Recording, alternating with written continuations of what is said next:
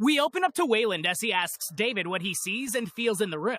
David gives him a stellar rundown of the objects he observes, and Wayland tells him that he's his father. Wayland then has David show off his skills by walking around the room and playing classical pieces on the piano.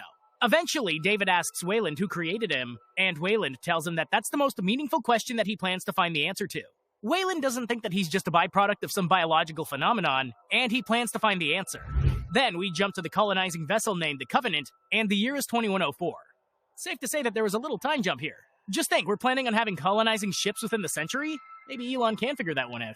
Walter walks the halls of the ship, and Mother calls to him to come to the bridge. Once Walter arrives on the bridge, he deploys some basic recharge maintenance for the ship, and he goes to check on the crew who's hibernating. Next, he goes to check on the human embryos that are being transported. Suddenly, Mother tells Walter that there's a problem that requires his immediate attention on the bridge. On his way, there's a power surge, and the ship goes into a critical threat level. The crew's woken up, and Walter comes to the bridge to find it on fire. He calmly handles the situation, but the captain catches fire in his pod before he's ejected. It looks like a terrifying way to go, but he's also in a dead sleep. Cryosleep is not an exact science that everyone knows about. So does he feel it, or is he just forever sleeping? After the emergency is handled, the crew dispose of the captain's body, and they tend to the crew that didn't survive. Daniels goes to her room to mourn the death of the captain, her husband. Meanwhile, the crew is put in the hands of Orem, and he gathers the rest of them to go over a game plan. Orem tries to respect the death of Jacob as best as he can, but he cuts right to the chase to give them a rundown of what's wrong with the ship.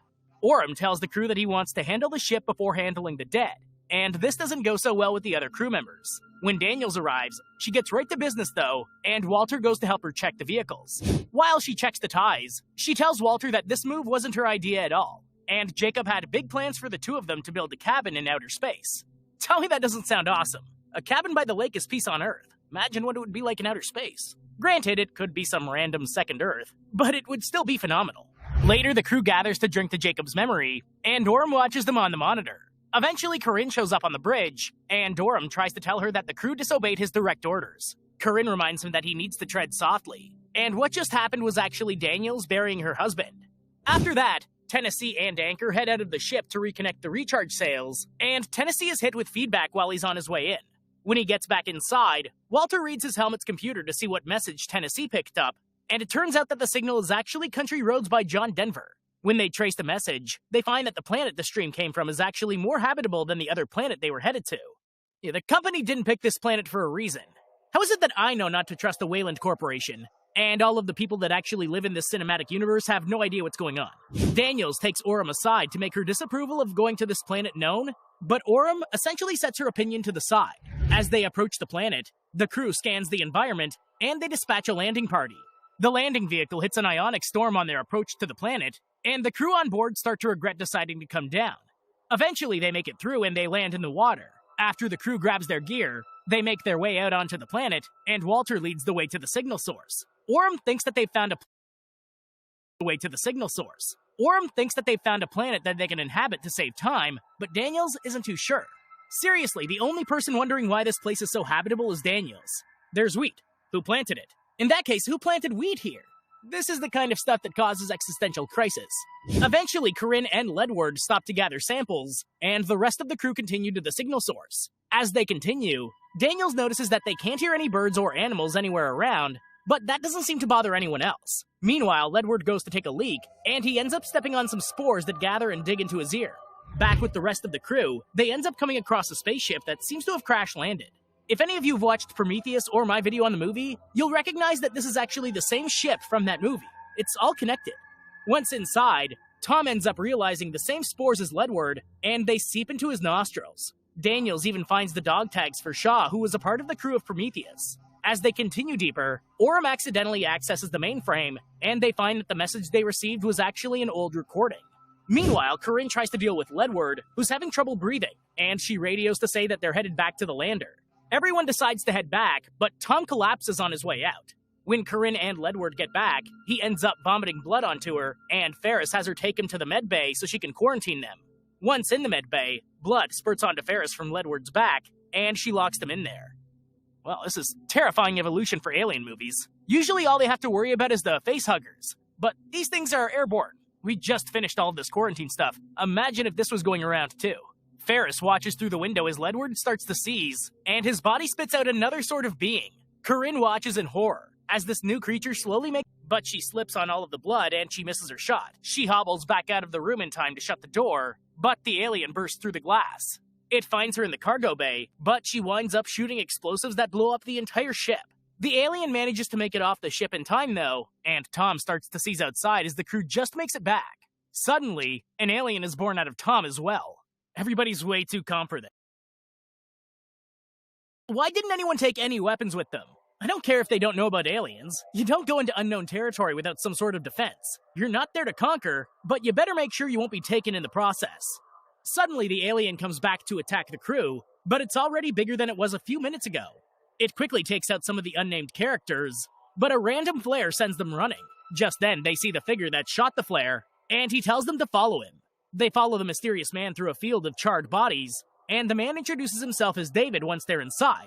Hey, David from Prometheus. Apparently, he and Shaw crash landed there, and he basically says that they lost control of a deadly virus that breeds a super aggressive hybrid. So David is now a bioterrorist, essentially. The crew makes themselves at home, and David informs them that the Covenant won't be able to hear them during the storm. David goes back inside to give himself a haircut, and he ends up looking like Walter's twin. It only makes sense since the two of them are androids made by the same company after all. Walter makes his way around to investigate David's living quarters, and he ends up getting a music lesson from David. This is by far the most strenuous part of the movie. I understand that this is showing the contrast between the two who were created equally, but it's essentially the longest talking to yourself scene ever. Also the longest recorder lesson ever.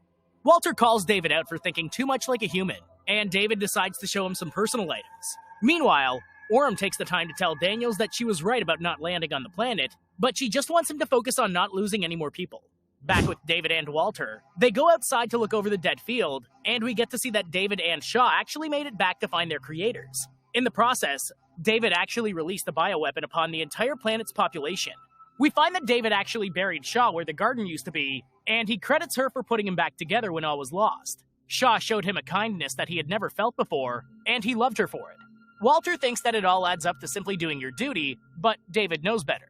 Just when you start to fall asleep, the white alien morph decides to Spider-Man crawl its way into the building. This thing's creepier than I ever could have imagined, and it's not that different from what we're used to. It starts to take out people one by one, but our focus turns to Tennessee as he tries to pilot the Covenant as close to the storm to pick up a transmission. When he finally hears from the others that there were casualties, he has Mother bring the ship into the storm to try and pick up the others. Meanwhile, David watches as the xenomorph eats one of its prey, but when it senses him, it leaves him be. Suddenly, Orem shows up, and he opens fire on the creature. David is appalled at this showing, but Orem makes him explain what's really going on here. While Tennessee starts to descend, Daniels breaks the news that Ferris didn't make it, and he has a private moment. The way Daniels and Tennessee get over losing their spouses is phenomenal. I mean, I can't handle losing a game of Uno, but they're right back to the mission after losing the love of their lives. That's outstanding.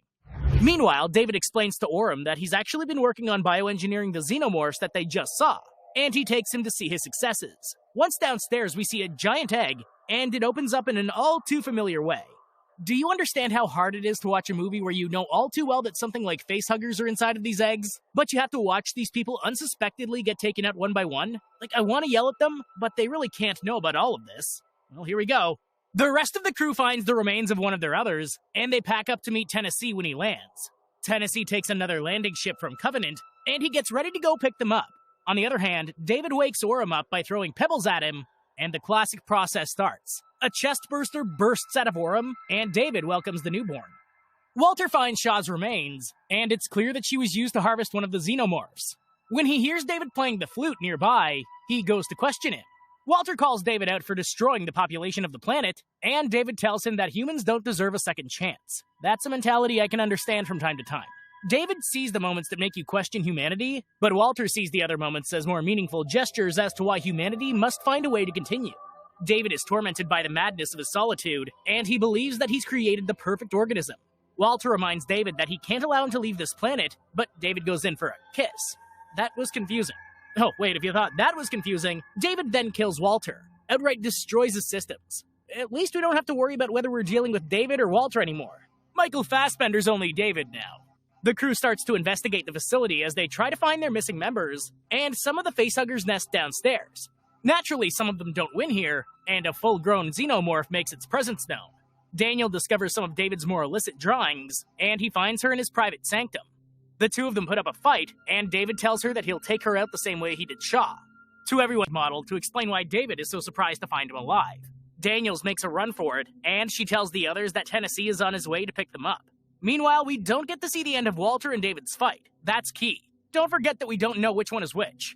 Outside, Tennessee starts to land to pick up the remaining survivors, but the xenomorphs start to run after them. Daniels and another survivor make it to the ship with an android that they think is Walter, and Daniels heads outside to handle the xenomorph that's hitching a ride on the undercarriage of the ship. Tennessee starts his climb, and Daniels holds on for dear life outside the hull. Eventually, the aliens try to bash through the windshield, but Daniels has an idea that includes the industrial train that's attached to the ship.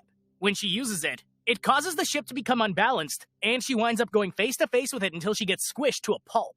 As acid blood spews everywhere, Tennessee fights to control the ship, and he manages to bring the crane and Daniels back on the ship.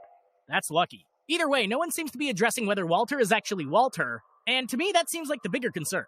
Eventually, Walter heads out to retrieve Daniels, and Tennessee takes them back up to the Covenant.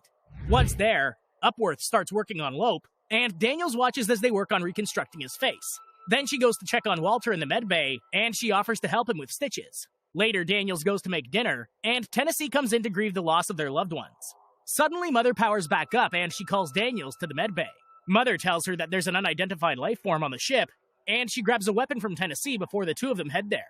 Meanwhile, Walter watches on a monitor with a smile on his face. Once Daniels and Tennessee get to the medbay, they find that Lope's chest has burst open, and she asks Walter to check the sensors. I think that it's safe to say that Walter is actually David, and he's ready to set the xenomorph free on another planet. Leave it to the xenomorph to interrupt a good lovemaking scene, though. When Daniels makes it to the showers, she finds that she's too late, and Tennessee follows a trail of bloody footsteps. Daniels decides that they need to fight this thing on their own turf, and she has Walter close all hatches behind them as she leads it to a certain sub-area. Daniels wants Walter to clear a path to the terraforming bay, and she opens the doors to the airlock. Once Daniels and Tennessee are in position, she has Walters open the door to let the xenomorph in, and she lures it into one of the vehicles. Once she's trapped it inside, she tells Tennessee to open the doors, and the contents of the bay are pulled out into the vacuum of space. Of course, there's a problem, though. What kind of movie would this be if everything went according to plan? There's a jam, and Daniels almost has to sacrifice herself to knock the alien out of the cargo bay. Of course, things go better than that, but that's only a temporary success. Tennessee and Walter are relieved to find Daniels unharmed, and they end up going back into cryosleep for the remainder of the journey. Before Daniels goes to sleep, she asks Walter if he'll help build her cabin. But she suddenly realizes that he has no idea what she's talking about. She struggles as she passes out, and David shushes her to sleep. Alright, that's the smoothest villain reveal I've seen in a while. Fantastic. Now that David is alone with Mother, he has her play some classical music as he pays the human embryos a visit to plant his own seeds, then the credits roll. Alien's one of my all-time favorite franchises, and this one didn't disappoint. It definitely took a different route than some of the others, but it gave me enough Alien to scratch my itch. Give it a shot. Thank you for watching, and I hope you enjoyed the video. Don't forget to like and subscribe for more like this one. Comment what you think I should watch next, and I'll see you in the next video.